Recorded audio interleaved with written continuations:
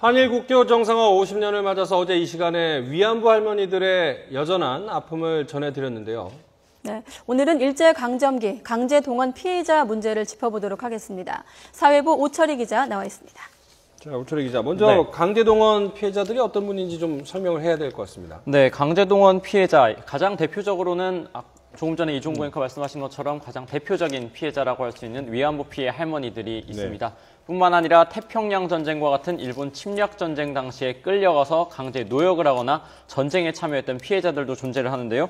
우리나라 관련법에 그러니까 대일항쟁기 강제동원 희생자 특별법을 보면은 만주사변 이후에 태평양 전쟁에 이르는 시기에 일제에 의해서 강제 동원된 군인과 군무원 그리고 노무자를 뜻하고 있습니다. 또 대표적으로 보면은 근로정신대 할머니나 태평양 전쟁 당시에 강제 징용됐던 학도병이나 또 강제 노역 근로자 그리고 아직도 일부는 돌아오지 못하고 있는 사할린 동포 등이 될 수 있는데요. 당시에 이제 일본의 침략 전쟁에 끌려가서 피해를 본 한국 사람이 수백만 명에 해당한다라는 설까지 있을 만큼 피해가 극심한 것으로 알려져 있습니다. 네, 그래서 어제 태평양 전쟁 유족들의 기자회견이 있지 않았습니까? 네. 어떤 내용이었나요? 네, 일단 태평양 전쟁 희생자 유족 관련 단체들이 서울 중학동 주한 일본 대사관과 정부 서울청사 앞에서 잇따라 기자회견을 열었습니다. 지난 1965년에 체결된 한일협정의 부당함을 먼저 지적을 했는데요. 이와 관련해서 한일협정 관련된 문서를 모두 공개하라고 촉구를 했습니다. 그 이유에 대해서 좀 살펴볼 필요가 있는데요.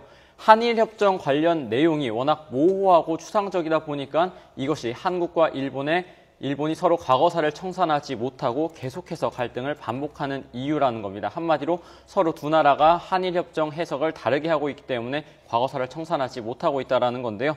또 한일협정이 전후의 배상 문제보다는 양국의 경제 논리에 따라서 협상이 이루어져서 지금의 갈등의 원인을 제공하고 있고 또 이 때문에 강제징용됐던 피해자들도 배상에 해당하는 권리나 법적 근거를 찾지 못하고 있다는 겁니다.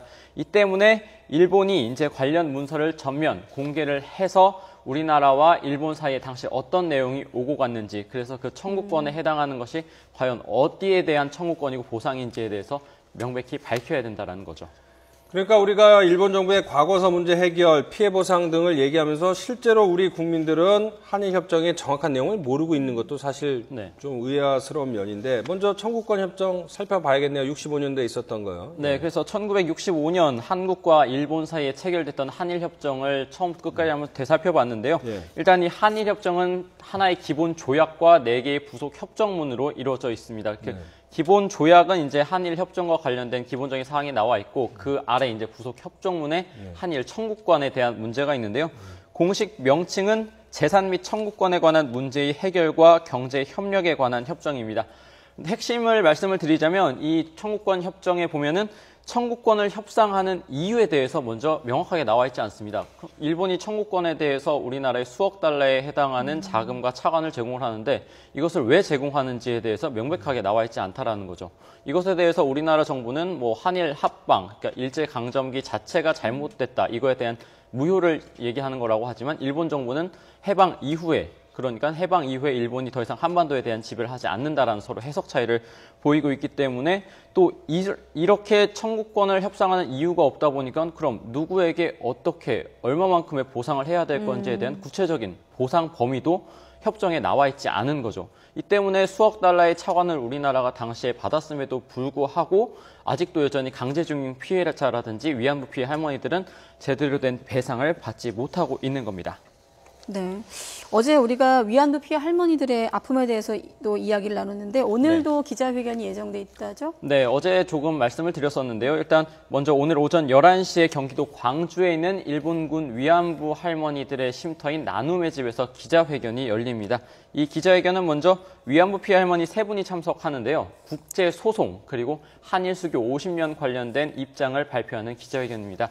먼저 소송 문제를 살펴보면요. 다음 달에 미국 샌프란시스코 연방법원에서 미국에 있는 일본 전범 기업들에 대한 집단 손해배상 소송을 이제 할머니들이 제기할 예정인데요. 미국까지 가서 하는 이유가 있다고 어제 말씀하셨죠? 네, 그렇죠. 먼저 두 가지 크게 이유를 볼 수 있는데 일본이 이제 가장 대외적으로 이미지를 신경 쓰는 국가가 미국이다 보니까 미국에서 일본 정부를 보다 압박하기 위해서, 그리고 또 일본 법원은 뭐 공소시효가 지났다는 이유로 손해배상을 인정하지 않고 있고, 또 우리나라도 사법권이 일본에 미치지 않는다는 이유로, 그렇다면 이제 미국에다가 이제 소송을 제기해보자라는 이유입니다. 또 이것과 관련해서 또 이제 한일 수교 50주년 관련된 입장도 발표를 하는데, 어제 박근혜 대통령과 아베 신조 일본 총리가 한일 수교 기념식에 교차 참석해서 입장을 밝혔는데, 이것에 대해서 과거사를 명백히 사죄해야 된다, 과거사를 청산해야 된다라는 분명한 입장이 없었기 때문에 이에 대한 아쉬움을 표명할 것으로 알려졌습니다. 또 뿐만 아니라 수요 집회를 계속 진행하고 있는 정신대 문제대책협의회도 오늘 오후 1시에 청와대 인근에서 긴급 기자회견을 갖는데요. 역시 어제 있었던 박근혜 대통령과 아베 총리의 입장 발표와 관련해서 역시 과거사 문제를 제대로 청산하지도 않은 상태에서 국교 정상화 관계를 언급했다는 것에 대한 정보를 규탄하는 내용으로 기자회견을 가질 예정입니다. 그러니까 어제가 한일 국교 정상화 50년이 되는 당일이었고요. 네. 내일은 또 정기적인 수요 집회가 열리지 않겠습니까? 네, 그렇습니다. 그래서 내일 수요 집회에서 또 어떤 반응이 나올지도 좀 궁금합니다. 네. 네, 우철희 기자 수고했습니다.